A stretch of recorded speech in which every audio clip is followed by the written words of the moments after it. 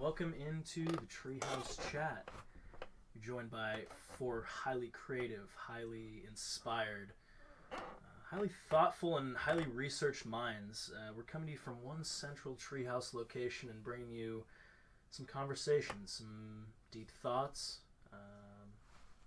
just a little look into our minds. Joining us on the podcast. Today's word is going to be harbor. My name is Connor.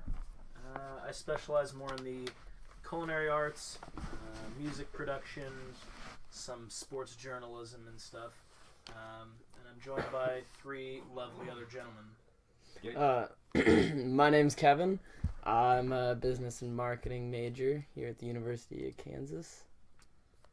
I'm Joseph, majoring in English and philosophy. And I'm Trenton, otherwise known as T. Shrades, and I major in microbiology. Excellent. Well, gentlemen, as I mentioned, we decided in last week's show that today's word is harbor. Well, we didn't decide. Well, correct. We didn't decide. It was decided for us, and we... Randomly generated. Yep. Randomly generated, and we have settled upon harbor. H-A-R-B-O-R. The word before that was... Desire. I believe. Yeah. Before that, I think we had spiritual. So today we're coming to you with harbor. And, Trenton, can I hear what you have regarding harbor? Yeah, harbor was an interesting one. I was looking at it and kind of starting to do the first thing, when I first get into these words, the first thing I do is just look them up on Google, and I just see what the definition is, how many uses there are, the roots, when it first started to gain popularity. And I was kind of feeling uninspired, honestly. Mm-hmm. I couldn't find anything I harbored much desire to research to bring in two words there. So I was kind of searching for some people with the name harbor, much things, but I couldn't figure anything I wanted to talk about. But then I thought of the store, Harbor Freight. You guys know that store? Harbor Freight? I think I've heard of it. Yeah, it's like a sort of a Home Depot store. You just go there, you get like power tools, any kind of tools, screws, nuts, bolts, wood, anything you need to build in Harbor Freight, it's got it. Yeah. So you go there if you want to build something. So I'm thinking, what to me is the most interesting thing you can build? A boat. Pretty interesting. Pretty interesting. Even cooler than a boat. A building of some kind. A plane. A personal plane.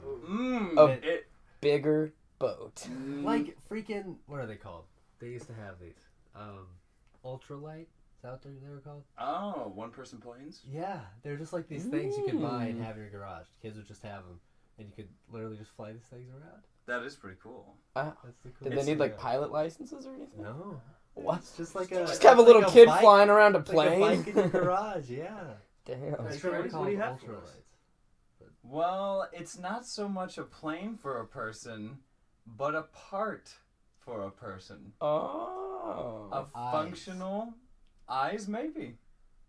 A functional part, artificially made for a person. Could be an organ, could be a bone, could be anything, an ear. What do you guys think about that? How is it made? Is it like 3D printed or... Does this sound genetically futuristic? grown? Do you think we can do this? Oh, I know we talked about this 3D briefly print. last week. About, Yes. We could definitely 3D print. Yes, Yeah. this is what I'm talking We about. talked So about I this did... briefly last week, the genetic research and mutations. Exactly. I went through and I researched for my topic bioprinting. Bioprinting. That's what it's called. So it's artificially creating fully functional organs. Wow. And just skin and stuff like that. And it's a lot like 3D printing. So... But is it in a sense printed or like grown in a vial or petri dish? A little bit of both. Okay. I'll tell you the process. Okay. So this is a really, really new thing. And so I kind of started out by why this is important and how this could be huge. So the first successful transplant of a major organ, and they classify major organs as like ones necessary for our survival, was 1954. So that's not that long ago. 64 years ago. My dad's older than 64. That's crazy. Damn. So in his lifetime, that's when the first major organ was transplanted. It was a kidney. So a heart wasn't until 1667 or 1967. Sorry, that'd be a leap in time. That would be a leap. And the National Organ Match Registry wasn't even until 1984. So not even about little over 30 years ago, we didn't even have like donors, the whole system for matching donors with blood types, we couldn't transplant, like it just wasn't a thing. Yeah. So there's a fact, 21 people die every day waiting for an organ transplant. Really? Of any kind? Oh wow. Yeah, it didn't specify. That's just a fact. Just the average. Yeah. But U.S. Department of Health and Human Services. that's crazy. So there's a massive need for donors. And there obviously hasn't been a solution, and the real life donor transplant solution isn't working out. We've been trying it, for 64 years, and we're still losing 21 people a day. That's kind of ridiculous. So people have turned to bioprinting. So I want to start by taking you back to 2015, 3 years ago. So like I said, this is a really, really new thing. So this is kind of when the first, studies were actually coming out around 2015.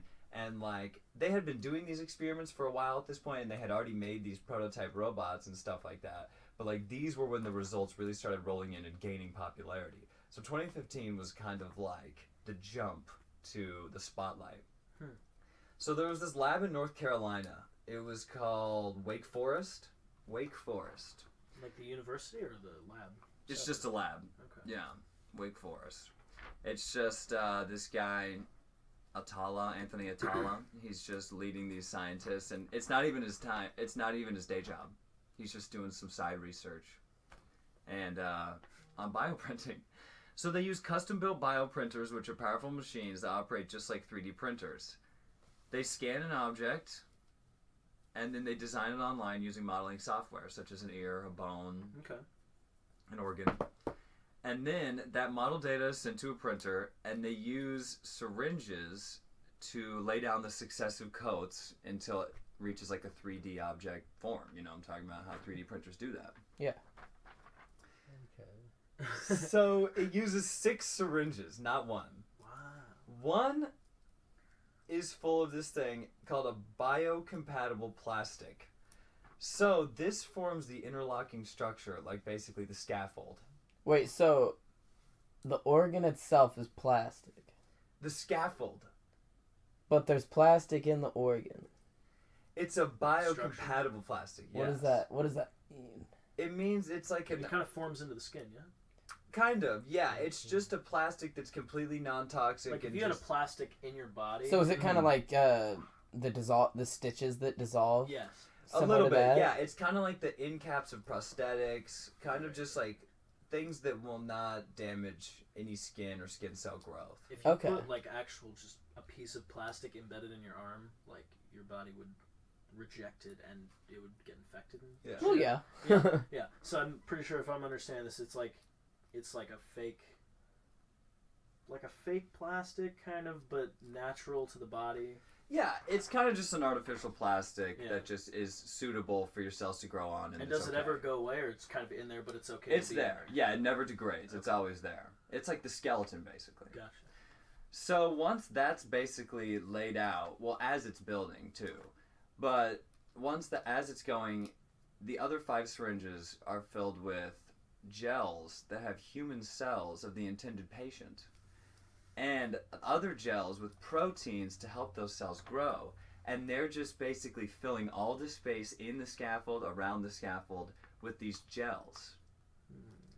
And then once you have this scaffold gel glob, you put it in an incubator, and those cells will actually grow around the scaffold. And then you have your formed human organ that's compatible with your patient because it's his own cells. How do they shape it? How do they shape it? I think they would, well, if it's an ear, they would probably scan his other ear. If They can do an ear? Yeah, well, they've done an ear on an animal. They're working, Damn. they've See, I was almost got, thinking like a stomach or something. they almost, major Exterior, organs are exterior. harder, yeah. They're trying to do kidneys. What can of they do course, right yeah. now? What can they do right now? On an animal, they've done successfully, which means They planted it in, it took it didn't reject it, and it successfully like had its tissue grow around it. And function. Yeah, and function. In an animal. They've done skin, ears, bones, and muscles. So pretty good muscles. So, wait.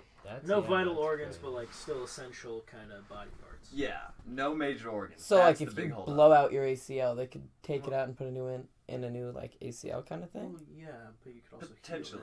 heal Yeah, potentially. I'm talking you blow it out to the point of no return. If that thing is gone. foobar, It just shat. It just. stick a fake one in there. Yeah, probably. That's something that's a ligament, but Yeah. similar to a muscle, I'm sure. So on humans, though, they really have not gotten far. We're a long ways away from large organs, but we're super close with simple stuff, such as external ear, a skin, like skin patches, and trachea, like a tubing. If it had, like, not many functions, just like a central tube, that you can do. And the skin one's actually gotten pretty far. They can already do, like, most burn wounds. Really? Yeah, they completely can cover that in artificial skin. You don't even need a skin graft. That's interesting. So that's cool. Just have a 3D printer just print you out a new layer of skin. So here's a quote from the Smithsonian Magazine. This is where I've been getting all this info about the Wake Forest lab team. Mm-hmm. The trials are a harbinger of a world that is only now coming into focus. A world where patients order up replacement parts for their body the same way they used to order a replacement carburetor for their Chevy. Hey, I need a body part. All Give me a liver. Yogi. What size? Extra small. How Not an alcoholic. expensive do you think these would be? Oh, very expensive. But we have to perfect them first, that's the thing. But what I did want to say, did you notice in that quote, the word? Harbinger? Harbinger is the English root word of the word harbor. Boom. Boom. Yep. Oh. It was destiny. I thought it was destiny. As soon as I saw this quote, I was like, Sure. mad correlation.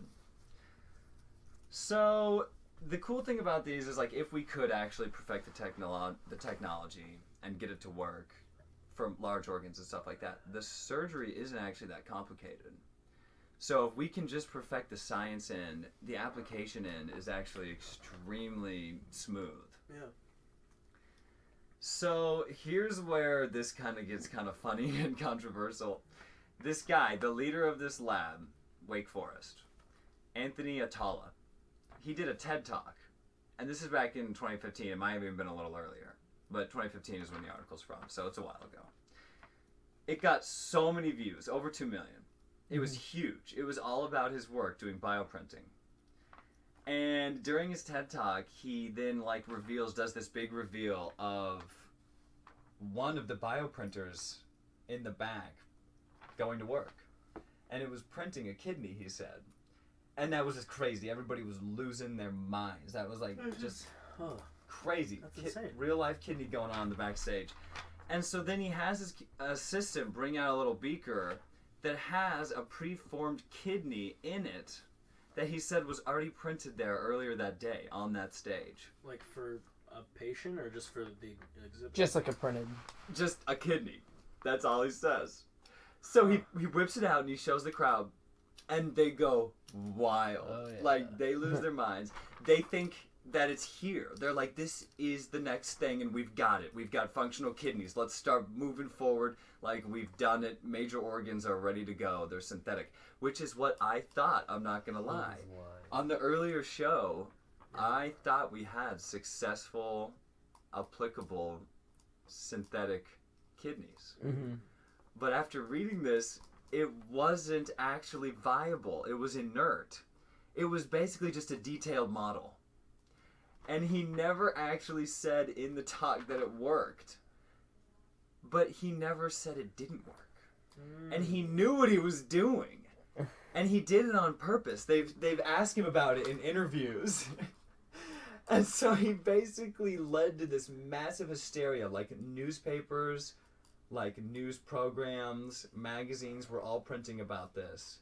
And it was all just like, we're not even close to there yet. Like 3 years later, here we are, and we're still not even close. Yeah.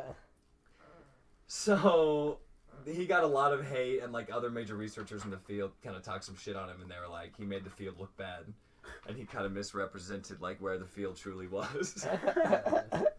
So he got some shit. This guy was just like, fuck it all, let's see how this ride goes. Yeah, well, apparently he was trying to inspire. Hey, That's what I'll respect it. He was like, I may have misrepresented it a little, but he was like, look at how much excitement it generated. That's true. That's true. So it's a good point. So they had to do a whole press release saying it was inert, it couldn't work, we're not there yet, we're not even close. So they had to kind of basically backpedal and like apologize to the public. So I just wanted to cover this one other little approach that they were using back in 2015 too that I just thought was really cool. They're saying like due to basically how complex these branched vestibular systems are in these major organs, that's what they're having the major holdups with, is printing these things. So they're trying this other strategy at the same time that uses animal organs and uses the inside functional components that are already in those and basically just melts around all the membranes and all the surrounding layers. And he compared it to like an empty glow stick, basically. He said it was just like a white, gaunt organ that you could just see completely the inner workings. And it's called decellularized. That's crazy. So they're trying to use decellularized animal, like hearts, livers, stuff like that, combined with the patient's cells. Like you treat them with the patient's cells like we talked about with the gel and the incubation, and then they want it to grow into a human-compatible organ. But it would be From an animal. and transparent. Would it? I'm thinking the human cells then recreate. Okay. I think they get rid of the transparent. They give it a pigment or something. They get rid of it and I think they just keep the inside part. I just can't see how that would work. I just can't see how the inside components of animal organs would be similar enough to humans. It would depend on the animal. I guess. I know pig lungs are pretty similar. To ours? Yeah. That's Didn't you do a funny. pig lung dissection? In school? You never did? No. You stuck a tube in the breathing pipe and you could inflate the lungs, you could What? blow in them. You guys didn't do that? Ew. No. Oh. I did a frog and a fish. Oh, that's cool. Fish gills are insane. Yeah, those are pretty cool. I'd like to. I dissected stuff in zoology. Then a kid ate one of the formaldehyde grasshoppers for $5. Oh no. Yeah. Why? You know? I think okay? he wondered that when he was puking in the trash can. All right. So that sums up about the whole coverage of where we were in 2015. So, currently, jump to 2018. This was published in January. It's a peer-reviewed article by WHIOCE, Voice. Voice. And it says that the area is basically still extremely in its infancy. It says we've made a lot of progress, but it's still so unresearched, and a lot of like renowned scientists are actually jumping over and starting to research this topic of bioprinting. But everybody, like this guy Atala, is keeping their day jobs. Like, it's not really a field yet. It's more, it's really more of just like a mass interest at this point. And like people are making machines, but it's not like universal yet. And there's actually these things, I saw a website that's selling these things called 3D bioplotters.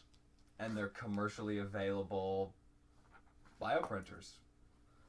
So, You should get one. You're a well, You're I'm a sure it biology would be guy. millions of dollars. From what I saw, it's mostly just for like dentures. It said it could do hearing aids, like specific hearing aids, prosthetic fittings, stuff like that. Not the crazy stuff. Nice. And this article also said that this is one of the main areas of study that's promoting what's being called the third industrial revolution. Really? Did you guys know that? Did you know we're in a third industrial revolution? Wait, wouldn't we be in the second now? Well, see, I was thinking, what is the second? Yeah, I guess technology. the age of technology instead of Well, machinery. what I was would the agree with first? that. Steam engine? Yeah. This Yeah. I feel like just it's the the machinery. factory production. Yeah. I don't know, but apparently there's a second, and apparently we may be in the third. We're being called Well, that's okay. the third industrial revolution. But that's pretty cool. That is time. I like that. But we're still a long ways off, basically, from any major organs, and at our best attempts, we can do very minimal stuff. So, the future of bioprinting, this is where it kind of gets insane. The human organ 3D bioprinting was recently put on, like, an equity market on the stocks for the first time, and it's attracted mass amounts of attention. So many people are investing in this market for bioprinting. And this one article estimated the market size worth to be $2.6 billion by 2024. Wow. 6 years. So, it's already kind of too late to invest in these guys. Maybe. Maybe, but maybe The stocks it said, and I don't know, it wasn't clear if this was what they are now, if this is what the projected average is to be over the 6 years, Yeah. or if this is maybe the peak, but it said they were at 18.4%. So that's pretty good, but That it is can only pretty good. grow. Yeah. So it might not be a bad idea if you're playing the stock game. There you go. Bioprinting. And they also said there's a huge potential to assist this process with stem cells. But that's a whole nother topic, and currently you cannot do much testing and research with stem cells. It's very highly regulated and controversial. Yes. So, Yeah. if perhaps that happens to be a thing that's allowed on limits in the future, this process could be very, very sped up, I think. Yeah. So I wanted to end with a few of my crazy thoughts on the future of bioprinting, because stuff like this just gets me excited. Like, this is where my imagination starts to run wild. Let's hear it. So I think it's definitely something that's gonna be reached in our lifetime, if not shortly after. I think it's definitely coming to possibility way quicker than we can. Yes. Thinking Fathom. about this possibility, like, potentially in the future, hospitals could just keep stocks of the, like, structure, like we said, the scaffolding in their back rooms. Just use their own 3D bioplotter in their own hospital, inject the patient's cells, and boom, custom fit organ delivered, give me 24 hours to print it out. Mm-hmm. That's crazy. So, ramping up from a little less crazy to more crazy, I was thinking this could drastically improve animal care as well. Because animals don't have transplant surgery very often. That's true. It's kind of an expenditure, and honestly, a lot of people don't want to go through with it. But if there was a problem where an animal would need a transplant, having the option of a synthetic created organ for your pet gives immediate availability and probably lower costs and an actual viable option to saving a lot more pets, Mm-hmm. because these pets can be saved most likely. Yeah. But it's not really viable if it's your dog, unless it's truly like he's one of the family, he eats at my table, type things. Yeah. But That's a happy thought. yeah, I think that could really, really help the animals. I agree. Save your homie. A weirder thought: synthetic humans. Completely. No. Like clones, like clone troopers. Well, clones, kind of. Yes, just completely. If we eventually could get every single part of the body synthetically made and then just download a computer program. Androids. Androids. Fuck. And then I really started to think about, what if we just had these guys, they were all programmed for jobs, we put literal blue collars on them, and we had just a robot society that did our work. And they were humanoid androids. I feel like the world would implode and everything would go to chaos. Dude, that's how Maybe. we start revolutions, man. Maybe. Dude, have you seen Boston Dynamics? No. They have like humanoid robots now that like have 2 legs, 2 arms, a head, and a body, so everything like that that can like self-detect and jump. They can like jump up obstacles. They can go around them. I've seen some crazy things. We could implement these programs into these synthetic humans and create some sort of insane utopian android society. That would be wild. I think it's a wild, interesting thought. Dystopian. Or dystopian. Really. That could be it. So, another more practical thing, the craziness kind of ramps down here. Dissections for schooling. It'd be so much more accurate, and you could save so many animals again. True. Back to the animals.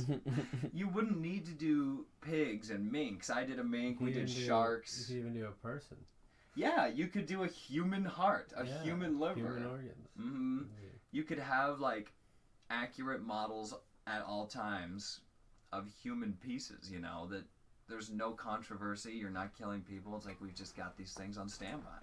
That's cool. But you said they take cells to produce?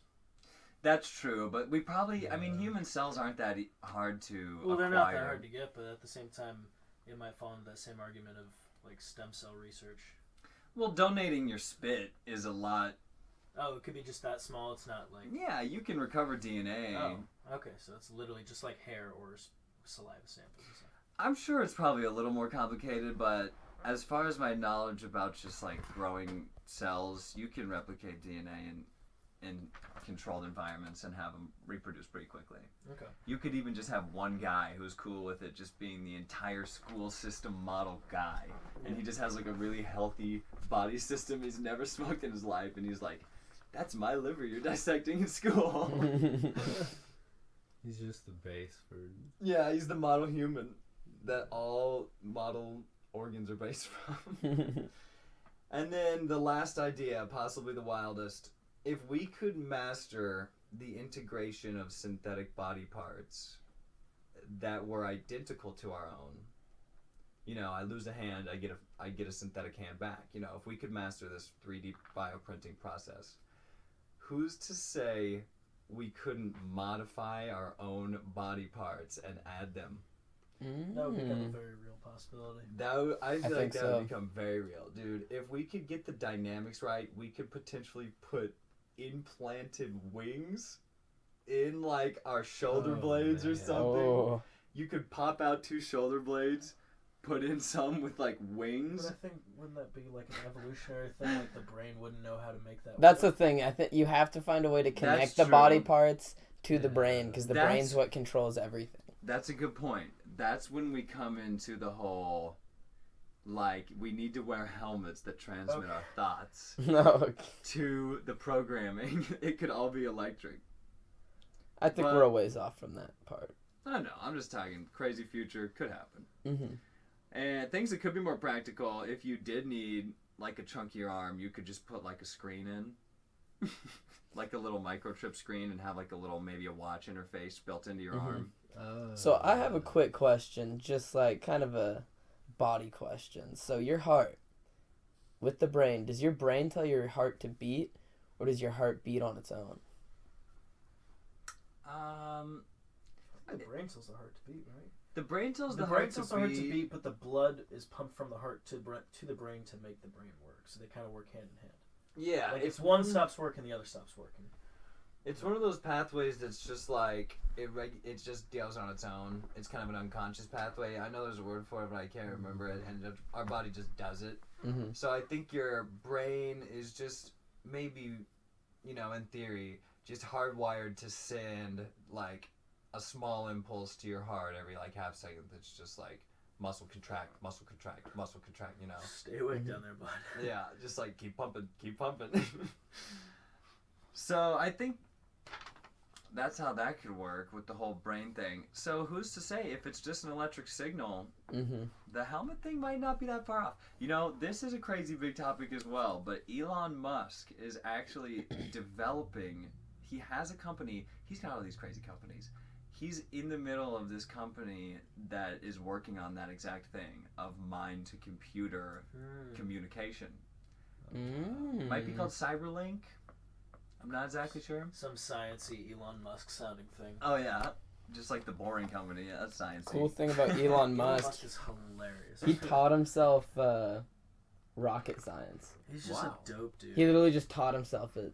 Didn't go to school, didn't do anything, just taught himself, and he developed his own software and stuff. Pretty dope guy. But yeah, so I don't know. The future of bioprinting, pretty cool. But the present of bioprinting, Still pretty cool. still pretty cool. All this adding body parts just makes me think of. I really would like to remove my pinky toes. I Don't just you hate need it. them for balance? Yeah, dude. I don't think so.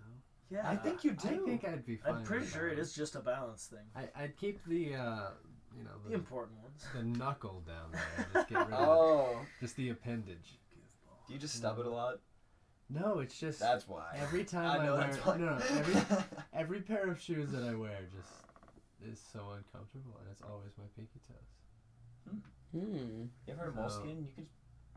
Is it rubbing, like chafing, or you just feel No, cramped? it's just like there's one part that's getting touched and has pressure on it by the shoe, and the rest of it doesn't.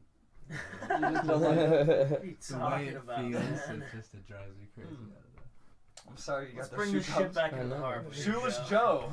That's what you wearing now. Shoes right now. I know. All shoeless Which Joe. is a new thing. Free the Well, feet. that wraps up my topic. What about you, Shoeless? What you bring to the table? Okay, well, I had the same problem kind of. Didn't quite know where to take it. But boats. you Yeah. know, it's Like pretty- Kevin was saying, Very frequently at harbor. coolest thing you Yes. can build. Right? Coolest thing you could build is a Um, boat. At first, it made me think of drug smuggling and all the different Of ways course. they've probably done that. My first thought too. Yeah, right. Absolutely. But I decided otherwise. I just, and I thought treasure. Mmm. You know. Pirates. Yeah. Treasure, Cool. pirates. You know, Treasure pirates. Worship the flying spaghetti monster. I suppose.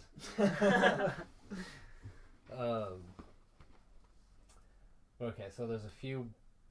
Here are a few boats that have still not been discovered that supposedly have. Sunken billions- treasure. Oh yeah, Oh. yeah. billions. Yeah, up to that. Okay, the first one, the Santa Maria. You familiar with that? Whoa, yeah, the Nina and the Pinta. Oh yeah. Oh. So Christmas Eve of 1492, the same year, it crashed into a coral reef off the coast of Haiti. Wow. Drowned. Sank. Yeah. I can't Uh, believe that. I've never heard that. You yeah. always hear the Nina, the Pinta, the Santa Maria. Yep. Nobody ever says only two made it. Well, they both made it, and then I think on the return home. Oh, Yeah, okay. So they that's all okay. got to America, and then Yeah. they were going back to Britain. Yeah. Well, I think Spain. Or Oh, why Spain. did There it, we go. Spain, Or yes. Portugal, maybe. why would it have Spain or so much Portugal. treasure? They Treasure. just, I don't know. I mean, man, they did raid the New World. Oh yeah, they probably just took it They all. probably just took whatever they found. Wasn't where they landed just complete shit though? Like the I'm land sure was most of horrible? it, the land was probably pretty shitty, but there might have just been just trash. Goods they stole from neighborhoods. Yeah, exactly. Yeah, that's probably The it. land was Honestly, probably. I mean, they didn't take any land with them. Yeah, so they Yeah. probably just had terrible a land. bunch of stolen Native American artifacts with the Yeah. Santa Maria. But yeah, there a lot of salvagers have claimed to have found it, but they've all been proven liars. Staging it, but so yeah, you could still find that off the coast of Haiti. yeah Caribbean Mm. floor. I know we're taking spring break, boys. I agree. Hold on. There's of these better other ones potential? might be better. Oh. So the Griffin. Mm. This is the first ship to sail on the Great Lakes. Oh, okay. And, yeah. In 1679, during one of its big Wow. voyages. Is this through the Great Lakes? Yeah, Yeah, that's cool. 1679. yeah. It vanished Hmm? during one of its voyages, and no one really knew what happened to it. Yeah. There are a lot of theories about it, like storms, attacks from natives. Hmm. But There's no proof. No one could find it. Oh. No one's been able to find it since then. Again, people have tried and said that they've found it, but proved liars again. Have they like searched the whole bottom of it? Yeah, it seems like if I it's guess a lake. not, but I mean they're huge, and it's. I mean, I guess it could be You can't anywhere sweep on the those. Great Lakes, but they mostly think it's on the bottom of Lake Michigan. Okay. So. Get the like sonar maybe. I know, if they can find the see, Titanic. all these. I feel like all these hidden discoveries that we have the technology to find. I know. Like Bigfoot, I don't believe him. If that mother effer was real, I think we would have Google satellite. found I it at agree. this point. You know, some dude at Google was like, the second they got the first like Google Earth, he was like hunting for Sasquatch. Oh yeah, so you're gonna Please, find this- God, I gotta you're know. gonna find this piece of shit. Well, what if he's not there and you never find him? You're gonna think you never know. Sasquatch is in our hearts. I know. Everyone's gonna believe him until we find him. Until we find him, which we never will. Anyway, I think this one's probably the best. The Flor de la Mar, Flower of the Sea. Mm. That's That's beautiful. really nice, Wow. right? 1502. That's when it was Wow. built. These are Yeah. early boats. No wonder they're sinking. I believe it was a Spanish vessel. Spanish vessel. They Yeah, used it in from the battle. And in 1511, so that's when this happened, they were navigating the Strait of Malacca, and violent storm showed up and split the boat in two. Wow, powerful storm. So it sank, obviously, and they believe it was loaded with what historians say is the largest and most elaborate treasure ever to be lost at sea. So what are we learning here? China. A boat goes to sea a long time ago, gets hit with a storm, has a lot of treasure, and it sinks. And Every no one's single found time. Every single time, and no one can find it. But this treasure is elaborate. What does that even mean? Like dishes, Oh! silverware, like Fancy China, treasure. you know, Yeah, well, not yeah. China, This is an but- entire house of gold at the bottom of the sea. Oh, yeah. I would like to buy that. Oh, Treasure yeah. boat. Off the Strait of Malacca. Treasure Planet. Let's do it. But I should have mentioned this first. It's estimated that there are over 300 million undiscovered shipwrecks under the sea. Wow. That is ridiculous, actually. I know. That's outrageous. What are they? Wow. Right? How do we just lose track of that many? Well, a lot of them probably just sank during war and never found them. You would think ships would have some sort of built-in black box, like a plane, like something that like maybe jet Transmits. propulses out of a sunken ship after Yeah. like a set amount of time or of water pressure, and Well, it but could that just wouldn't float. have happened until... Well, that something, would've taken a something long you time. could store records in, like automatically stored records by a boat that could just give some indication it could float to shore. We could find a lot of treasure. Yeah. Maybe that's why they don't do it. Let's all just get diving certified and just go dive for treasure the rest I'm afraid of fish. It could never happen. of it. Dude, open ocean's terrifying. I agree completely. Yes. I went parasailing, is that it? Up in the air, dragged by a boat. Yes. Yeah. It was awesome, but absolutely horrible. Manta rays, right? I feel like I could just see so deep into the water. Did you and it see just- manta rays? I don't... It terrified No. me. I went parasailing one time and I saw manta rays. And I was Really? like, these That are just sounds awesome. swimming. Are they Oh, massive? Are those the massive ones? Well, Yeah. they really vary in size. Like, Yeah. Some are They about the can size of your hand, and some are like get up to like... 10 feet long. Yeah. I bodyboarded with some manta rays in the wave, and that was the scariest thing I've ever done. Yeah. Wow. We like saw them coming in these waves, and we were sitting on a sandbar, and we're like, "Those manta rays!" And there was just a massive school of them, and we're like, "Oh snap, we have to go!" But then the wave we hit to take back to shore ended up being the one with them in it. So as I'm going, I see him start to come up behind us. I'm like, That's "Oh awesome. snap!" I'm like, "We gotta go, we gotta go!" And we start swimming, and I'm just like trying to make sure the board's over any major organs, and I'm like, "Oh God, please don't kill me!" But Oh, yeah. they didn't touch us. Everything was fine. Near-death experience. Yeah. I think this would be one of the most frightening things, but it makes me laugh to think of what you would think of it. But okay, if you were just on a kayak in the middle of the ocean, so that's it, just a little kayak. That'd be terrifying. And you see alone. a giant, I mean, like a blue whale sized mass Shadow. just underneath yeah. you, just moving right below you. Have you seen Life of Pi? No. That's Yeah. kind of what Yes. happens. Oh man, Something that similar. would just be absolutely terrifying. I would be terrified. I'd be terrified to be on the open ocean alone at all. Just for Even if I was in a yacht, I would be so scared of sinking. I'd be terrified of the tiger that was on the boat with me in the middle of the ocean as well. Right.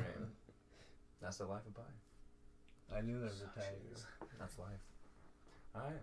Okay, well that's it for the treasure boats you can go find. Alright. But I went on with the treasure theme, Okay. and has anyone ever heard of the Oak Island Money Pit? No. So there's this island in Nova Scotia. It's one of like approximately 360 Wow. small islands around it. It's 140 acres, square acres in size. And they discovered a money pit. So in 1795, this dude Daniel McGuinness was, I don't really know what he was doing there, but he was with his friends, and he noticed a depression in the ground about 13 feet in diameter, and above it a block and tackle from a tree limb hanging just over the hole. A what from a tree limb? A block and tackle. What is Like that? Kind Like of like a fishing? pulley system. Oh, okay. Yeah. So this thing is not inconspicuous. It's just like right in plain sight. Well, there's just kind of like a depression in the ground, so not too big, and then just. And then a pulley mechanism hanging from a tree right above it. It probably wasn't huge though. Okay. And most people didn't think it was a big deal at all. Just kind of. Okay. Nobody's Yeah. curious about the tree mechanism. I definitely would have checked it out. Well, Daniel McGuinness thought it was something worth checking out. So, in the golden age of piracy, which happened in 1690 through 1730, pirates were known to frequently be around those places. The Nova islands of Scotia. Nova Scotia, yeah. Okay. So he, was thinking maybe there's some pirate treasure over there. Oh, so he was a little scared. I don't know about scared. No, Ah. That was. If I found some pirate treasure, 1690, I 1730. might not want this to fuck was- with it. I mean, this was late 1790s. Sounds like That's a good way to About get hunted down and 60 killed years. by a group of pirates. Yeah. They're still around. If they're still around, that's It's the true. life of Yeah. Pi. So it's been We'll about see. 100 years since No, the about pirate age. 60. 60 years. I see, old man 100 pirate. since it started. Old man pirate will hunt you down. Yeah, I mean, yeah. The life of Pi. Life of pirate. Anyhow, he and his friends started digging it up. About 2 feet beneath the soil, they found a layer of flagstone. So they removed all the rock, whatever, more dirt. And then they kept digging, and as they dug, they could follow the hole, or the walls of the previous hole that was dug.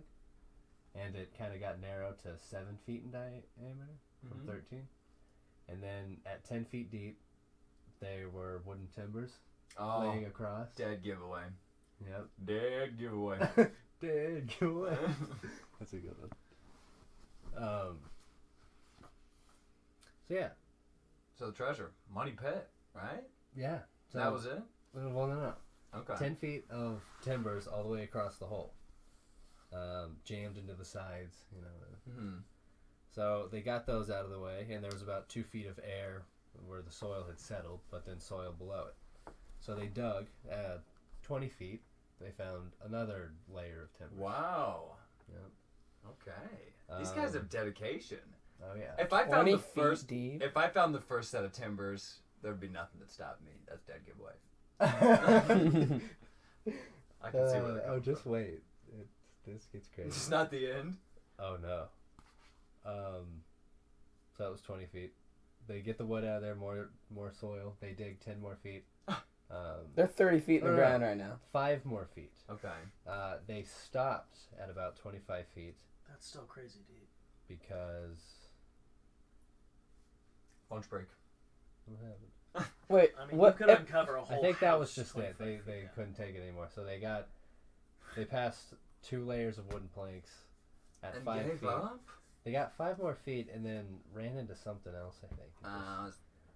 Yeah, Probably decided. play or something. whatever. I mean, Wait. How are they getting out, and how are they getting the dirt out that they're shoveling? They're 25 feet in the ladders or ground. pulleys or something. Yeah, That's They gotta probably- be a- at that point. He probably This is an started a little operation. expedition. Yeah. Yeah. You put some thought into this, I think. Yeah. I can start to see at 25 feet when you get a little tired. You're like, I've got a massive hole here, and I'm so tired of hauling dirt. Oh yeah. He's probably spent a lot of money and time on it. Yeah. For this. He's like, done. Well, so the Onslow Company got started, and the sole purpose of this company was to continue looking through that pit. Okay. A good long-term company. Oh yeah. Good business plan. So in 1804, they resumed digging. So they were at 25 feet is where they'd left off. Okay. They had dug, once they started digging, they got to 30 feet, another 10 feet from the last wooden timbers. Okay. Wooden timbers. Oh, every 10 feet. More wooden timbers. How can you not? Keep going. Got him out of there, 40 feet, wooden timbers. Boom. Got him out of there, 50 feet, 60 feet, Oh my goodness. How are 60 these feet deep. pirates digging this wooden far? timbers. Oh, No, they these probably aren't have- pirates. No. This Oh, is man. the No, I Oslo know the Company. pirates that buried No. whatever. Oh, in the I first see. They probably place. have Yeah, like they did prisoners this. or something do this, or stowaways or something. Yeah. Or they might have but- just really wanted to hide their Mysterious. treasure. This is Yeah. mysterious. So they get down to 90 feet, and once they get down to there, they find a stone tablet that they bring up, and it's got all these symbols on it. Apps. Apps. It's a tablet. Dude. No, not apps. But they didn't know what it meant, and no one could decipher it for a really long time. And then a bunch of academics were studying it, and one guy finally did decipher it to say 40 feet below 2 million pounds are buried.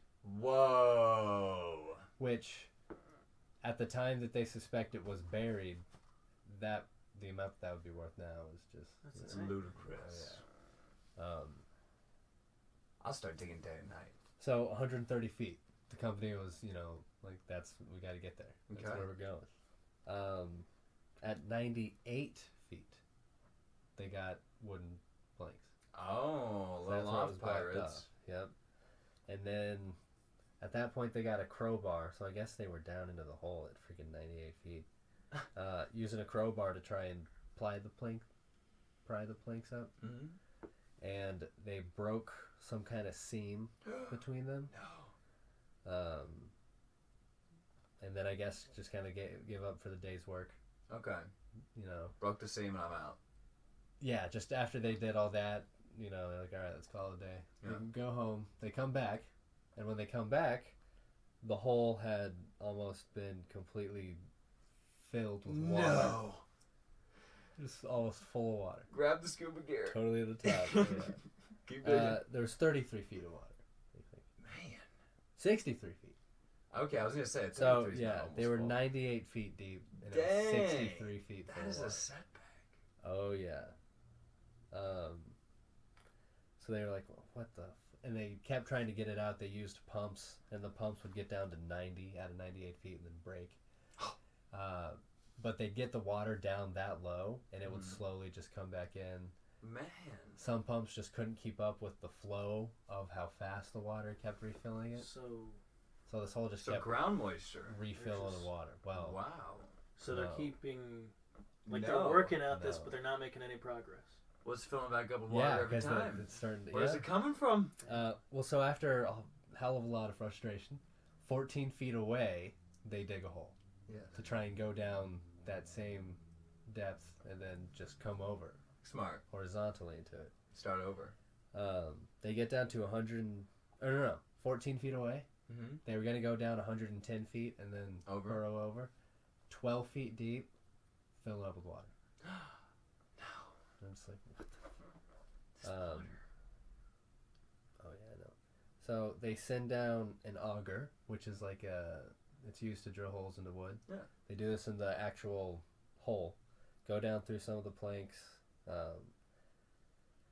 they find past the 98 feet mark 4 inches of oak, 6 inches of spruce, and then 7 feet of clay.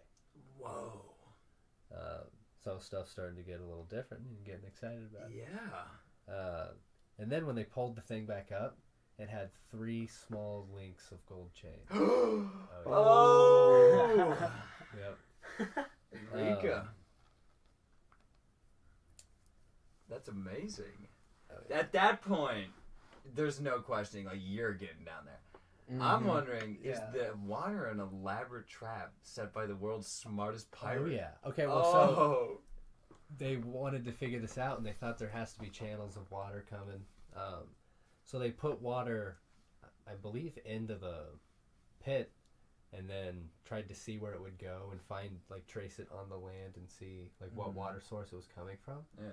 But they found it streaming out into the ocean from different places along the shoreline.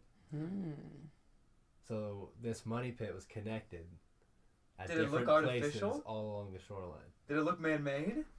The channels? I would think so. Oh my goodness. Smart pirates. These dude. pirates. And they tried clogging them. They couldn't clog them. I mean, the channels were just too... Wow. Yeah, I know. Whoever did this is freaking crazy. I mean, come on. He's got, what was it, 2 billion about in this pit? 2 million. 2 million? Yeah. I mean, I would dig some channels too. Oh, yeah, they probably went crazy. Probably put fire traps and spikes.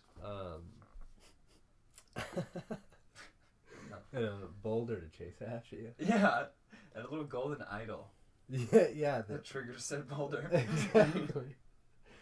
So anyway, a bunch of different companies worked on it, gave up, got started, worked on it, gave up, and just one after another they kept doing it. One of them, they just did a bunch of holes along the side trying to get down that deep, and they all flooded.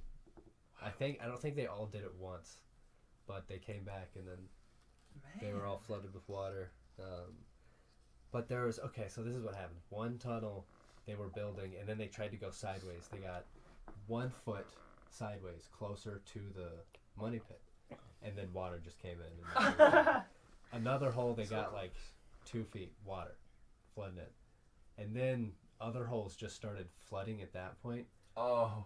But when that happened, there was also this real loud noise, and the bottom of the tunnel that they had gotten to collapsed another 30 feet down. What?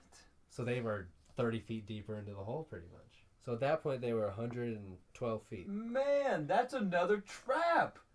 You know they're getting close. Man. He probably... Wait, a trap? So a hole dropped out?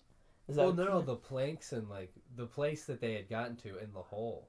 Yeah. They're digging collapsed. closer and closer to the treasure. Yeah. My theory is he knows where he put it in the ground, and They he probably dug left a 30-foot air ring. pocket there. Or he probably dug a 360, 30-foot moat of air surrounding it, so he knew if anybody was trying to come sideways, They'd collapse. they'd break right through. But That's when you put spikes in the bottom. Just saying. yeah, man, this thing was crazy.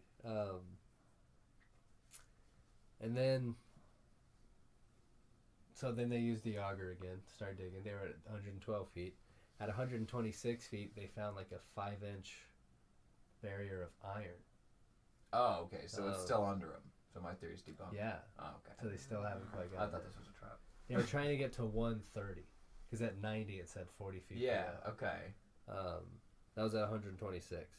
So they just kind of scooted their thing over. Okay. Got past the iron Dig barrier. around. They got down to 153 feet. Way past. Another iron barrier. Oh. It was a misdirection tablet. Perhaps. And then I didn't have time to get into all the rest of it, but so more companies kept coming trying to find it. This one guy dug 140 feet wide, 130 feet down, a hole around the money pit. So he just made a crater into the earth Yeah. where the pit was to pretty much get all the way down. Yeah. But at that depth, all they got were porcelain shards and different things, so it was still deeper. So did they go to the depth that they found the gold chains in the auger? Yeah. And they would find a couple things. They did find, like, I think a few plates, different gold things, but not much. At that point, if you know it's gold, just get a fuck ton of TNT up in that bitch. Well, they did blow some of it. Minecraft it. But so, anyway, that one guy who had that big hole dug, there was some problems with the money, of course, and he owed like $130,000, and so some guy came and shut him down and kicked him off the island and wouldn't let him come back on, set up a barrier. Oh, yeah. And so he gave up. They packed their shit up and just left. Went back to California. Company that was working on that. And then the dude filled it up. Filled the hole. Out of spite. And then tried to get more people to come and dig again. Oh. To make more money. Okay. See, I was already kind of thinking this. Let me pose to you guys a question based I think off that. some guy found it. Do you never think told he's anybody. exploiting this hole Yes. for fame and profit, and he's planting this evidence? Maybe not the timber. It seems like there's so much. I know. I think one of the dudes found it. Or I don't know. I think... And Why they would just there didn't still be tell iron at the anybody. bottom of the hole? Because they've made a tour. They have tourism attractions out of Oh, it. They it's have TV planted. shows about it. I see. I bet someone found it. They're pretending like they haven't, so they can They continue could it just on. ride the wave. Oh yeah, make so much Wow. money. See, that's the real treasure. Yeah. Boom. It's not a box full of gold. It's tourism. It's consumerism. Consumerism is the treasure. Yep. That's just a way to manipulate it and make a whole bunch of money. Think about it, they probably made more money than would have been at the bottom of that off all that shit. Probably. At this point. Oh yeah. Reaping the benefits. But yeah. The fate of the hole probably discovered, but ongoingly exploited. I believe they're still, trying to figure it out. Probably. Well, I harbor nothing but good faith for their expeditions. For their Oh, endeavors. All right, Kev. Yeah. All right. Well, I remember I told you guys at the end of the last podcast when we quit airing that I was gonna do Pearl Harbor. But then I was kind of like, let's see if I could take it in a different direction. So still basing off Pearl Harbor, I was like, well, Pearl Harbor is kind of what sparked the United States to enter World War II, and ultimately, since Japan ignited that on us, we ended up ending it with them with the nukes that we dropped on them. Mm-hmm. And once you know about nukes, that leaves radiation on the ground. So I decided to do a little bit of more research into like nuclear radiation. Okay. So which one was this? The little boy, right? The one that did much more radiation? I'm pretty sure. That was their uranium bomb. yeah, I think so. Because usually they're made out of uranium or plutonium is the atoms that are split. Yeah, I think Fat Man was plutonium. Mm-hmm. Yeah. So we dropped one of each, but I think you all know what nuclear radiation is, but just in case you don't, it's also known as radioactive decay, and it's the process by which an unstable atomic nucleus loses energy by emitting radiation. So, like, the nucleus is losing its energy, and as it loses energy, that's where all the radiation comes from. So, detonating a nuclear bomb involves splitting the atoms, which, as we said, were uranium and plutonium. And after a nuclear chain reaction, what is left is known as fission products. And these waste products are highly radioactive, and their lethality can range from will kill you in a matter of hours to will slightly like raise your risk of getting cancer over a few decades. Wow. Yeah. Because I've read stuff about the ongoing effects in Hiroshima. Mm-hmm. Now here's the interesting part. The more radioactively energetic something is, the less time it sticks around. So like the extremely lethal variety of like radiation effects are only radioactive for a few hours to a couple weeks. So like those main, you're gonna get cancer or you pretty much die right away, dissipate after a few weeks. But the less energetic variety can stick around for years. And some elements like plutonium have a half-life of 25,000 years or more. Wow. So the exposure, however, to this type of radiation won't immediately kill you, but chronic long-term exposure can raise your risk of cancer and cause other health-related problems. Interesting. Yeah, because it soaked into the ground and stuff like that, didn't it? Mm-hmm. And didn't it enter a little bit of the water supply there? and stuff like that. People are moving. I'm pretty sure people are starting to repopulate, or they already have been, and I don't. Mm-hmm. Like, you can still kind of live there. The big thing with the bombs that was kind of crazy with the radiation was when they explode that mushroom cloud, these actually detonated above ground. They didn't actually hit the ground to explode. They detonated above ground because the United States didn't know this at the time, but if it would have hit the ground, it would have done even more destruction than it did. Wow. Already radiation-wise.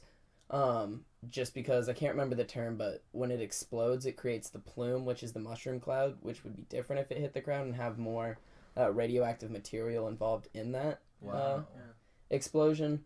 But since they detonated it above ground, the United States did it because it was going to do the most damage to structures and buildings. But that big plume of cloud that goes up, all that gets pushed in the air and still rains back down, and that also contains that radioactive material, so it creates a much larger area of effect. Damn. Interesting. Which is kind of crazy.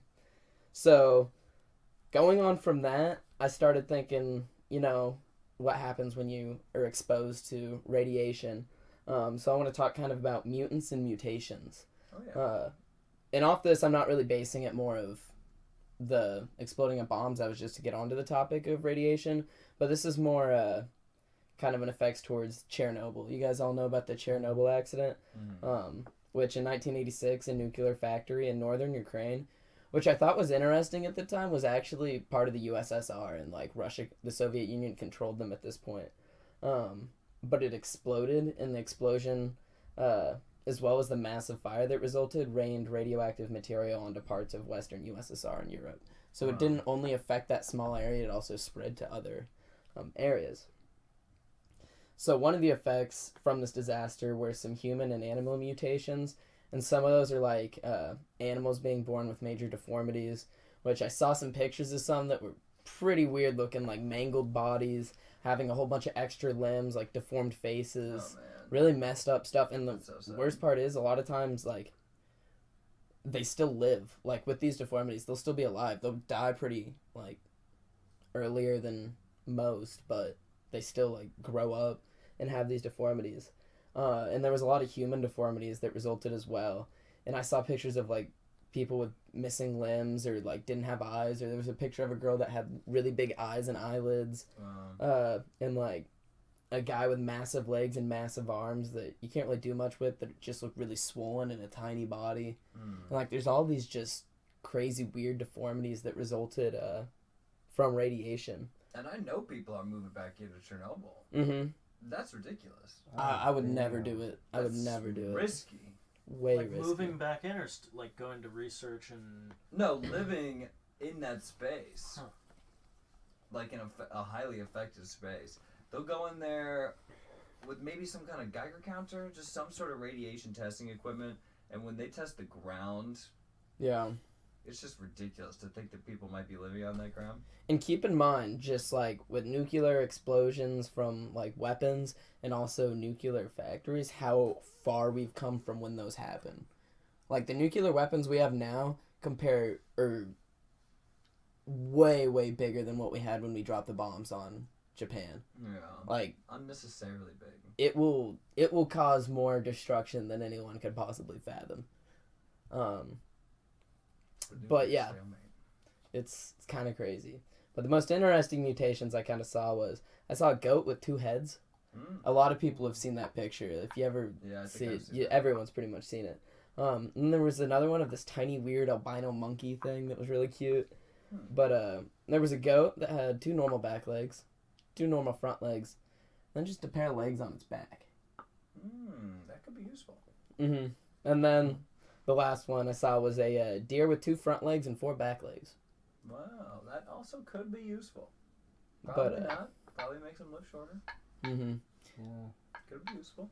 And so, leading on to the little last part of my topic here, I want to kind of try to lighten the mood. So, going with mutations at this point, I want to start. I started thinking, like Deadpool and mutants. Okay. And like X-Men. and X-Men and mutants. So I was like, it. superpowers. So I started thinking about superpowers and actually talked to a couple people, and I interviewed them about what their favorite superpower would be and why. And one person said, I want to have Mrs. Incredible's power, Remember the scene where she becomes a boat and dashes the propeller? Yeah, I want to be the boat. that's cool. Going back onto the boat theme, Being but the boat, the best thing you can be, apparently. gotta be the According to boat. Kevin. Mm-hmm. And another guy wanted to have the power from the movie Jumper. Have you guys seen that? Okay, yeah. The one Just where kinda leap anywhere on the earth. Mm-hmm. If whatever you think, if you think about a place in your head, you can like teleport there, which would be pretty Okay. cool. And then my opinion was, I think it'd be cool to either be the Avatar or have some kind of like magical powers or shape shifting. But, Okay, so Mystique sorta. Mm-hmm. That's cool. What about you guys? What do you think? What do you think's your favorite superpower? I personally I would like to have control over time. Time Lord. All right. Forward, backward, pause, slow down, speed up. I think that just interacting with time, I feel like you could have endless. Haven't you seen Potential. Click? Yeah, click. I would like to click remote without the backside. It's a I solid movie. I would like the Yeah. Christopher Walken. I would love the Christopher Walken, actually. If that came with my superpower, It'd be great. he could just be with me and dance. He danced in that movie. He did. It was amazing. One thing I would like to say about the Elastigirl thing is that's the only real time she turns into an object. Like, she does a parachute. Mm-hmm. Yeah. And Mr. Fantastic. In the Fantastic Four movies, he's always just, like, lengthening his arms and legs. He doesn't really do have you guys anything seen special. Static Oh, Shock? yeah. The No. villain in Static Shock, he would turn into like couches. He would turn into everything. He was like a trash can, I'm pretty sure, at one point. Like, he could just do anything he wanted with his body. Jake from Adventure Time. Yeah, Exactly. Jake from He Adventure does the Time. craziest shit. Mrs. Elastigirl's not living the potential of her Yeah, power. Like, why aren't they agree. using these insane transformations? That's my thing with Elastigirl. But that's just my Yeah. take. What power would you want, Joe? Well, I've thought about it. I kind of had to make one up. If you can think of a cooler name, let me know. But Omni-Favor. Okay. So basically, every living creature just likes me and trusts me. Oh, That's cool. I okay. like it. I like that. You're just kind of a Yeah. naturally trustworthy guy. Like, people confide in you. They feel warm next to you. Yeah. Like, they're comforted by your I spirit. pretty much Mhm. have no enemies. Yeah. And anytime there is a bad guy, I can just like go talk You're to the him. mediator. And he won't like be mad at me. He'll be like, "Oh shit, this guy's trying to talk to me." I'm like, "What's up, man?" That's cool. And I'll talk to him. It's not what you know, it's who you know. Yeah, right. You Yeah. know everybody. Speech 100 from Yeah. Skyrim. Exactly. Precisely. I kind of feel like that way, like when like in the Percy Jackson book or whatever, like when they would talk about the gods. I kind of feel like that's how they are. Like, they have just like an aura, and everybody's just kind of calm and Yeah. sort of lovey and trustworthy to them. Like, they kind of have this AOE almost, like an area of Yeah. effect on the people around them. That'd be cool. That would be cool. Yeah, that's what I would. Connor? Superpower? Fly, man.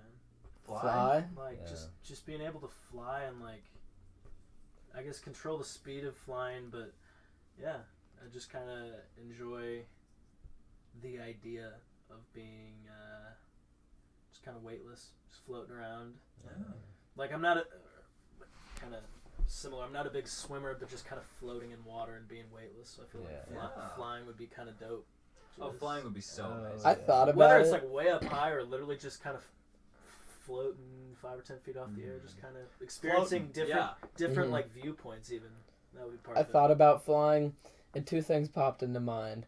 One, I feel like something about flying in the air would go terribly wrong when it came to airplanes, and they wouldn't be very happy about it. And like air control and all that, and the government would be like, "Look at this." And then I started it. thinking, Oh, that's what I mean. I don't if mean you have like a chaotic, I mean superpowers- just kind of like be able to fly like from here to a friend's house, or just Yeah. kinda, Glide the street. just kind of like go out on an evening and just kind of float around. so that made me think, if you had superpowers, would you want people to know, or do you want to keep it a secret? Because I figured if people find out, that's when the government comes, or something, they want to Yeah. do tests on you, and then you get way too much attention, and then bad people start coming after you. Well, that'd be fine. They wouldn't come after me. I know. See, if any Yeah, of that's us, true. You just make friends with them all. if any of us had the Okay, powers man. we're talking about, we could stop them. I mean, But then what? At that It's point, just it a wouldn't life on the matter. run. freeze time and then just put them in a trash can over and over. So Until they I mean, stop. God damn it! I'm in a trash can Stop. again. I woke up in a Not trash doing can this for the shit 4th anymore. time. I'm getting really tired of the trash can stuff. But Well, we would be a fantastic team. Sort of an Avengers would. type team. You would almost be like the Vision in a weird way. Like, you're so powerful. You're just like, you mostly just use wisdom and like yeah. your like essence is just like, you're just kind of mediated. You're just like, I am powerful than you. Like kind of Mr. Manhattan. So Yeah, powerful, it's not yeah. even worth it. Mhm. Yeah, that guy's nuts, dude. He's freaking crazy. I'm gonna go build a society on Mars. Mr. Smart. Manhattan. Mhm. And he does it just like you have He's to. just doing it. It's pretty amazing. Mhm. But yeah, that'd be a good team. We would be a good team. But that wraps up my topic. So I guess moving on, Connor. Last but not least, Bring what do us you home got again. for us I think you today? brought us home last time too. Yeah. Always Anchor. bring up the rear, Connor. Anchoring us anchor. into the harbor. Hard anchor. Anchoring us into the harbor. Oh. All right. All right. Well, I'll see if I can kind of fully explain my topic and maybe get other input and open up a little bit more. This is one that I thought was kind of interesting when I first heard the idea for harbor. Not more in the nautical sense, but in the personal sense, harboring things, feelings, emotions. Mm-hmm. And so the dictionary describes harbor as a safe place, providing refuge and comfort. If you're traveling, it's a warm welcome. It's a sheltered area where you can feel safe. It also can be used as a verb describing belief or feeling. So I want to kind of get into harboring emotions, harboring thoughts and feelings, and one of my main resources for my research and articles today comes from the National Alliance on Mental Illness, the website, the NAMI, and again, without getting into too much of reading bullet point lists, just a few kind of really in terms of stats and bullet points, a few kind of numbers that are important according to recent polls, or I guess just research in general data. Approximately 1 in 5 adults in the United States experiences a mental illness in any given year. Approximately 1 in 25 adults in the U.S. experiences a serious mental illness in a given year that substantially interferes with or limits one's ability or major life activities. So, in the sense of, so it's saying about 1 in 5 adults, it's about 18 or 19% experience some sort of mental illness. That can be schizophrenia, bipolar, depression, any sort of thing in that realm. And then it goes on as saying 1 in 25, so it was about 4 to 5%. Have it to a level of where some days they just can't go to work, they can't leave their house, Yeah. they can't function. A crippling mental disorder. Correct. In other words. So Connor, is this just in the U.S. or is this worldwide, or It's obviously a worldwide issue, and I have more numbers on. or these stats? Are they These stats are more based on the American numbers. okay? But yeah, this is a worldwide problem. I know. Correct. Obviously, yeah. And one of the bigger issues within that, in a mental illness, and specifically, I guess, on depression, anxiety, stuff like that, is keeping your emotions bottled up, keeping them contained, held within, harbored inside. An article I was reading, a guy kind of joked, he was British, he was born and raised to have a stiff upper lip, and that's not show any emotion, whether it's positive or negative. But he was then going on to say that eventually all of this just emotion built up inside of him, he started to go insane, and it was almost like a suppression of emotion to where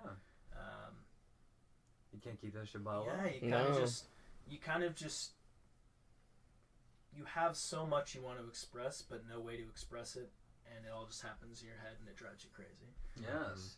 Yeah, Joe, you mentioned a couple podcasts ago, or maybe in the last one, stoicism, or just Stoicism, yeah, last week with this. yeah, the idea of just like denying yourself kind of the pleasures in life to Asceticism. asceticism. Yeah, I feel like they're kind of similar. I know one's more of a philosophy and one's more of a religious practice, I think. Yeah.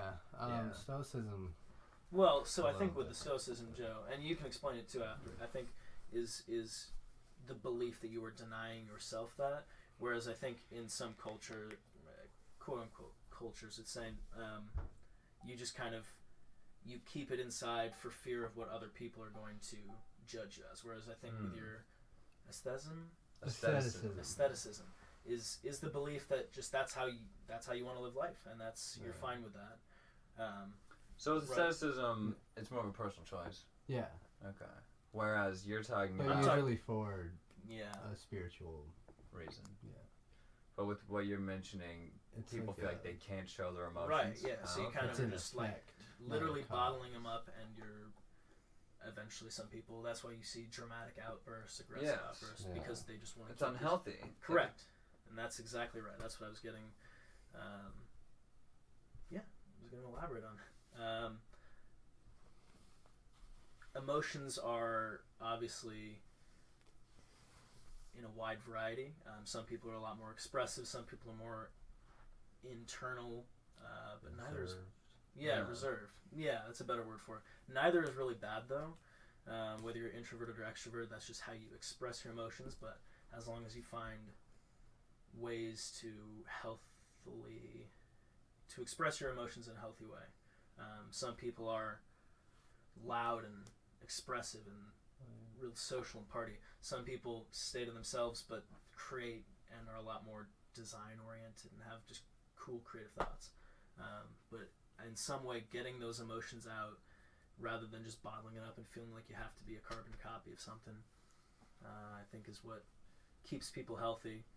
I do think that is unhealthy, and I did want to ask you guys, kind of related to that, do you guys personally think, and anyone can answer, all you guys can answer, do you guys think you're good at reading emotions? Like, if a person's feeling any sort of way, even if they're trying to cover it up, do you think you're pretty perceptive? Is there certain people you're more perceptive of? What do you think about that, Joe? Personally, I think I'm very perceptive of that, and think most of the time I can tell not only, I guess, emotion, but kind of like their thoughts. Not their thoughts, but their intentions. Like even like their subconscious intentions. Like if people do things subconsciously, but it's something they do often, I feel like I can recognize subconscious tendencies, suppose, that people have. Do you feel like it gets easier the more you know somebody, or are there? Yeah. You just recognize their quirks. You just kind of pick up on patterns and stuff. So people have different ways of showing their emotions. Yeah. I think that's interesting, that whole concept. Because it's like a certain habit, biting your nails, to one person could be a sign of stress, but to one person it could almost be just like we were talking about, just like those absent-minded habits where you're not necessarily stressed at all. Yeah. It's just something you do all the time, and you're just used to doing it. I believe that's my case. When you bite your nails? Oh yeah, I destroy them. So if you're just like having a night off, watching TV and not a worry in the world, you're still biting nails? Oh yeah. Especially like if I'm reading, I just sit there and munch away. That's a bad time for me too. I think I think when it comes to reading emotion, at least in my case, but I feel like a lot of times it's pretty easy to tell. You can pretty easily tell how someone's feeling just by general expressions they give, but to really kind of understand and figure out what it actually is if you just talk to them for just a short amount of time, you can usually figure out just by what topics they bring up, the way they're acting, the way they like talk to you and express themselves towards you. You can also tell a lot about how they're actually feeling, and then you can use that to talk to them and just kind of like figure things out. Facial expressions, micro expressions. They're key. Oh, yeah, if you can listen, you can understand anything. I'm glad you guys brought these up, because then the next point of my my discussion topic was therapy and psychotherapy benefits, and it's not a hot button or controversial thing, but why some people feel it's kind of taboo to talk about. Not necessarily to go. It's not a weird thing, the thought of therapy, but people don't really like to talk about it because it has this weird stigma that you go to therapy when there's something wrong with you. And just studies have shown that a lot of psychotherapy, which is what I guess the technical term for just sitting down with a therapist, having a one-on-one conversation, or you and a significant other and the therapist, just having this opportunity to share your thoughts, and at the same time you're having this conversation, in a way with someone that's not really, they're not supposed to judge you, and with them you can, their goal I think is to advise. Yeah, They're non-judgmental, but they're have not knowledge. they're not going to unbiased. they're Yeah. not going to misdirect you. They may direct you in some ways different than what you thought, but you And might, they're there to help you, as it's saying, set goals, establish healthy relationships. Yeah. You may say, here's what I'm thinking, and they'll say, okay, this is possibly an idea, or this is what I'm thinking you can do with this. They're not going to say, oh, you shouldn't do that. They're going to say, okay, well, this is what you're thinking. Let's build on that. And so that's why a lot of people find that quite literally therapeutic. They find it calming because it's someone agreeing with them. Kevin, you were saying? I was going to say that I feel like, too, it's not that, I don't think people need therapy. Even if they need help, they don't need therapy. I think it's just people need to talk and be able to vent to someone. And whether maybe you don't have that kind of person you can go to. A lot of people find it hard, people they're close to express something to them, fear of judgment. But then if you can find, that's why you hear a lot of stories, they go and they spill their guts out to the bartender at the bar. They talk to people at the bar. Yeah. If you just need to express, you need an outlet, and that can be your outlet. A lot of times just a third party that doesn't know who you are, and you can be just whoever you want and tell them whatever you want, not fearing what they care about. And not fearing that they know the other side of the story, too. That's a big problem, too, is I feel like when I'm upset about a person, a lot of times the people in my life I could talk to might know that person, and I don't really want to come off like I'm ragging on them. It's just like sometimes you need that outlet. I think therapy, especially in the U.S., is so highly stigmatized, and it's so wrong. Yeah, I've honestly personally considered, or just thought in the future at some point, just getting one. Not because I think there's anything wrong, but just to see what they have to tell me. So expensive. Like I know it's awful. Well, so that's what I was gonna say. Is I don't have a therapist. I haven't gotten a therapist, but as when I was younger, living with my parents, like in high school, like a couple times they would be like, "All right, we're having." It was their idea for family therapy. We were going through like a tough family thing, and then past that, they were like, "Hey, if you want to meet with her, just one-on-one and just kind of talk if you have any problems." And I was like, "It's not really a big deal." I met with her a couple times, and it was a lot of just not complaining, but like, here's what's going on. And if I try to tell my friends about this, they might be like, all right, well, that sucks, man. Here, let's go get lunch or something and just talk. But this person was, all right, well, I've seen this kind of situation before. Let me help you kind of cope with what other people do to deal with it and how I've seen people positively prosper from situations. So I think that's one of the benefits of the therapy is you get to go and open up to someone who has previous experience. Trent, like you were saying, who knows, and they've studied in college years of this psychotherapy, and they're able to, offer options in a healthy way. Yeah, healthy guidelines. I mean, people find therapy in so many different things, and I mean, like, watching somebody play Twitch, music. I mean, just like little things, reading, settling down, just like cuddling almost. Those are all just like strong sources of therapy. Just like any outlets you can have, anything that brings a little more peace, a little bit more balance to your life. So it's just another form of therapy. It's just settling down with somebody that you know is unbiased and knowledgeable, and just saying, "Here's what's going on with me." So, Trent, I think that's exactly right. I think that's why a lot of people will, when they have emotions and want to be expressive, as I was kind of saying before, they'll get creative and do things they enjoy doing. It's because when you're doing something you enjoy doing, you don't feel like you're being judged for it because it's just something you enjoy. So people will go play sports, and that's calming to them because they're just out there having fun. Personally, like I said, like in the intro I sold it, I'm into music production, and you mentioned music. That's something that if I'm stressed, and I've gone through some stressful periods recently, and you just kind of open up some music or try creating something, and you get to feel your brain coming out. And especially when it's just me sitting there making stuff, like people aren't sitting there judging you. You can kind of just open up and, free your mind a little bit. Computer therapy. Do you think that therapists, from talking to all these people, like doing all this, you think therapists talk to other therapists or have people they talk to? Or do you think they have everything figured out in life and they're just living this happy life? Because I really don't think they are. Well, I'm sure some meet with other therapists. I bet, because like some of the stuff they have to see. Like if they are, Yeah. if they have to give therapy to some guy who's raped a lot of people, Yeah, and like he has to talk to them about it, and they have to keep a professional exactly. approach the whole time, but like it's really bugging them. Yeah. Or if you just have, in the Totally opposite see way, a that. really wronged victim, and you have to spend like an afternoon with like a child that maybe has been wronged in some way, you know, like sexually, so like Yeah. that's something they have to deal with often, and it's just like that would break my heart. I could not go home to like a casual evening with the family after something like that. Oh yeah. And speaking of that, I'm sure one source of therapy for therapists is just their significant other. You know, Mhm. come home at night. I mean, if they have one, of course, not all therapists are just swingers. Yeah. But I'm sure a lot of them just like close companions, people that know they're a therapist and know like what their predicament is. They're just like a little free vent source. Mm-hmm.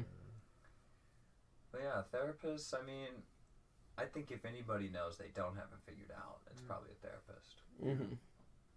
Well, Connor? Yeah, I mean, I hope that was eye-opening and informative and really just good food for thought, I guess, even moving forward to listeners, just to kind of, you know, keep your head straight, and if you notice something's kind of off, talk to someone about it, and don't be afraid. If you're kind of nervous to talk to someone about it, find something you enjoy doing, and, you know, get crazy with that. Go, like I said, I'm into cooking as well. If I'm feeling kind of down about something and music's not really the mood, just go create some food. So find something you enjoy doing, and that's a good way to harbor those emotions in a positive way.